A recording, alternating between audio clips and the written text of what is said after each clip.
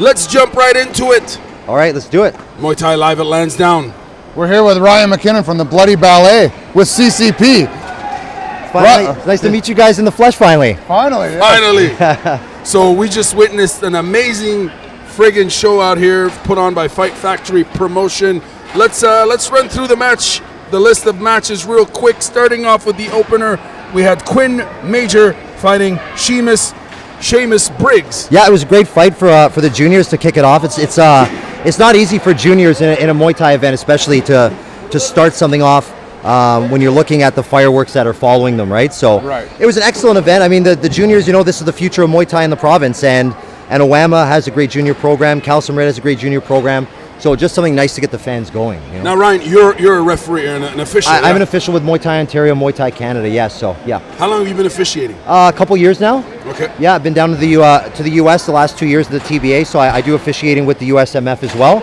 So seeing a lot of the youth that are coming up, very exciting time. There's definitely an uprising in Muay Thai in Ontario, I'd say, and there's already a lot of talent here. And now the youth, they're that next generation that the old guard is training, getting them ready for competition. So you being a referee, I just want to jump right into what happened with the Mirza fight. Yes, sir. They went out of the ring, of course, and it was stopped, and everyone. It felt a little tense in here for a bit. Can you explain what happened? My understanding, I can't put words in the mouth of the officials, but for as an observer, I saw that Michael Reed, the official in the ring this evening, was giving a warning to Mirza in the red corner. There were some high-risk techniques that were going on, and so fighters were, it's a risk with two big guys flying over the ring, landing on the tables, hurting themselves. So I think there was a warning in place, and then I think they went over the ropes, and it looked like Mirza may have been injured. It took him too long to re-enter the ring. Okay. That could have been cause for the official to stop it and call it a no contest. But we'll find out from the board of directors. I'm sure they'll have something to say about that. We're joined by Mirza's coach. Rob, what are your thoughts on Mirza's performance this evening? Yeah, I thought he did well. I mean, he was in the clinch a little bit too much. We wanted to stay on the outside, blast that leg. But yeah, I mean, he did that well. I mean, the guy's leg was hurt. He came out in the second round. He had switched stances because he didn't want that front leg jacked up anymore. I mean, it was like a couple of shots away from getting that TKO with the leg kick, I think. But yeah, he tied him up too much, and they went over the ropes, and yeah, it was no problem. How's Mirza doing? Is he okay? I mean, obviously very angry, upset. He got calmed down. I mean, they would have freaked out if it was a TKO, but they changed it to the no contest. It was overturned. The original call, they were going to call it TKO, but Laura came in and overturned it because yeah. Well, we see a rematch. I don't know. Mirza's might make his professional debut soon. He might put on the little gloves. I think he might be done with doing the MMA. He might be done with the big gloves and the headgear. Maybe we might see him soon in the TKO. I'd watch that. Awesome. Thank you very much for your time. We're looking forward to seeing him fight again. And yeah, awesome fight tonight. We've got, I believe, the Volden Contracting here, yes? How's it going? Good. Real quickly, what are your thoughts on the show? You're one of the title sponsors. I am. I own Volden Contracting, and I train at New Era. I believe in all these fighters, whether it's New Era or any crew that came out here to fight. I'm super proud of everybody that stepped up and fought good fights tonight. It was a really good night. Awesome. And your first name, please. I'm Peter. Peter Volden. Peter Volpato. Peter Volpato, thank you very much for sponsoring this event, and hope you sponsor the next one. Absolutely. We're with Crew Jeff and Rob. He's going to take you to glory. He's going to win that belt. Watch for this guy right here, because he's coming up, right? This guy, he's gonna take glory in the new year to a whole other level. Awesome. Thank you very much for your time, sir. Have a good one. Cheers. All right, back to Ryan McKinnon. Ryan, you come up here a lot to see the fights in this scene, right? And you're familiar with all the fighters and the gyms and stuff. For the most part. Is it? Talk to us about the scene. We always call it a hotbed of combat sports. Is that accurate? Big time, absolutely. There's, like I said before, there's definitely an uprising in Muay Thai.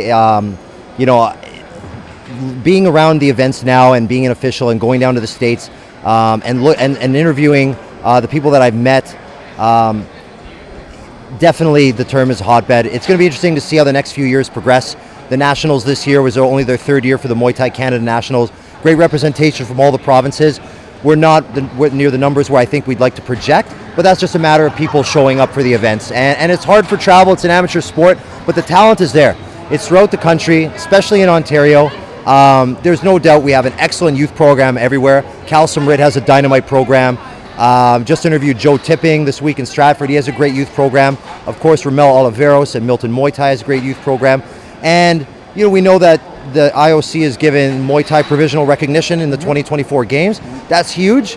It's 7 years away, so there's a big push now for this development league, the Canadian youth movement, to get these youth scrimmaging and sparring with each other and trying to figure out a program that will get us to the next step. So I'm a huge fan. Obviously, I'm biased, but I'm excited. I'll travel as far as we can to watch some good fights go down. Speaking of good fights, Joey Dubois and Warwick. Give us your thoughts on that fight. Up until Jordan from Lansdowne MMA, we were cornering Tia Emberley against Natalie Liberatore, and we had that at Fight of the Night. And then Warwick and Joey take over, and that's for sure, that had to have taken it, right? Warwick, N1 Thai boxing, that's where Stefan Lamarche is from too. They're gritty. That's my old home. Oh, well, so you know what that's about. I mean, they're tough. They're tough as nails type of fighters. Forward moving, don't really back down from anybody, and so they're in the pocket. So you saw that with Warwick. Joey's a gamer too. He likes to throw some jumping techniques, and Warwick wore them well. It was a great back and forth battle. It was very hard to score. It was certainly the definition of a split decision. Certainly. I agree. And even though Joey Dubois won twice, they got a great rivalry going. They do. Let's see it again. They do. Sure, why not? I mean, Jordan from Lana. I know Cold Wars is one of those events where he tries to make fights happen. So maybe the trilogy fight that can happen down over there in Vaughan, Ontario. What are your thoughts on the Randy Amiot fight versus Duncan Ruddle? So unfortunately, there are a couple fights. That one I think I may have missed out on only because we were between Victor Nguyen from Lana MMA and Tia fighting. So I couldn't watch that one because we had to warm Tia up. So unfortunately, I missed that. Well, what about Dave McDonald versus Mohamed Abisa? Did you see that one? Again, so that one just came after Tia. So we were sort of just giving Tia her rub down. Yeah, that one. You missed some good fights. I know, right? I dare say you're gonna have to watch the replay with our commentary. I would love that. How about we jump right to the main event? Let's do that. Stefan Lamarche versus Bryce Mills. Your thoughts on it? Huge fan of Stefan Lamarche. Saw him fight at Bloodline 5 in Niagara this year in August. He fought Marco Fuentes that Crew Chris brought in from Mexico. Marco's a gamer. Stefan has fought. His first ever Muay Thai fight was against Jeff Harrison, right? Then his second fight was against Crew Joe Tipping. And then he fought Dan Cachego. Then he fought somebody else who his name escapes right now. And now he's fighting Bryce Mills. So Dave McDonald, I think. Dave McDonald, thank you very much. So his welcoming party into Muay Thai has not been a friendly one. These guys are all killers. Bryce, we saw him fight this year at the TBA. It's the first time I was experienced watching him fight. And he sort of didn't mow through the competition, but he's got that mean left hook. And he really likes to move in and hurt guys. So great main event. I know that Stefan didn't go the way that he wanted it to. The clinch may have been broken a little bit too early, but that's at the discretion of the referee, right? It's for the safety of the fighters. Bryce is still a junior fighter, too. He's not a man yet. 17 years old. He's 17.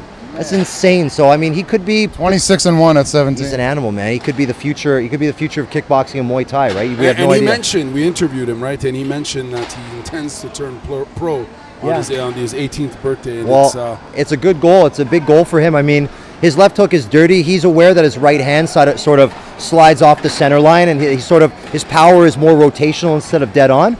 So he's great for hooking, but his straight punch, he admitted, it needs some more work. And these are just the tools that you sharpen up right in the gym. So, with Team Andrello, those guys, they make good fighters. I know Raymond Daniels spends some time with that team. So no stranger to the pro experience there. Last question for you. Sure. Overall, this is the first ever Fight Factory promotion event. Yeah. Overall, what would you rate it out of 10? Well, I would give it a 9.5. Wow. It was great. I think there was a couple fights missing on the card. 11 was an excellent amount. Everyone's getting out of here on time. It's kind of weather's kind of shitty outside, so probably on the safe side, it worked out that way. But there's 2 extra fights in the stands as well. Yeah, exactly. Yeah, unfortunately unsanctioned, right? Those guys don't get anything, not even a participation ribbon. Yeah. But I mean, the venue, it's very a cathedral-like feel here in this old Parade Square hangar sort of experience. I love the venue. Never went to any of the old 519 Fight Factory events back in the day, but Jeff understands the standard of event as it should be. There's alcohol, there's food, there's great fights. The energy was nice. There was a ton of fans, so I'm definitely coming back to Ottawa for the next one, for sure. Plug your podcast. Oh, certainly, yeah. Thank you, guys. The Bloody Ballet is a weekly podcast documenting, keeping track of the history of Muay Thai in the province. I believe it's worth preserving. So it's some of the old guard, getting to know them, where they fit in the family tree of Muay Thai, and getting to know the new generation that's coming up. Constantly documenting it, giving to the community, and letting them know that we have an amazing crop of athletes that are more than just the regular sports that you see. That amateur combat sports deserve to be recognized. These guys are tremendous athletes, and we deserve to give them as much love as we can as a community. Here, here. Yeah. Thank you very much for Thank your you, time. guys. Thank you so much for your time. Appreciate it. Louis, Garm, take care, guys. We'll see you Sweaty again. Cup. Thank you very much. Thank you very much. Thank you.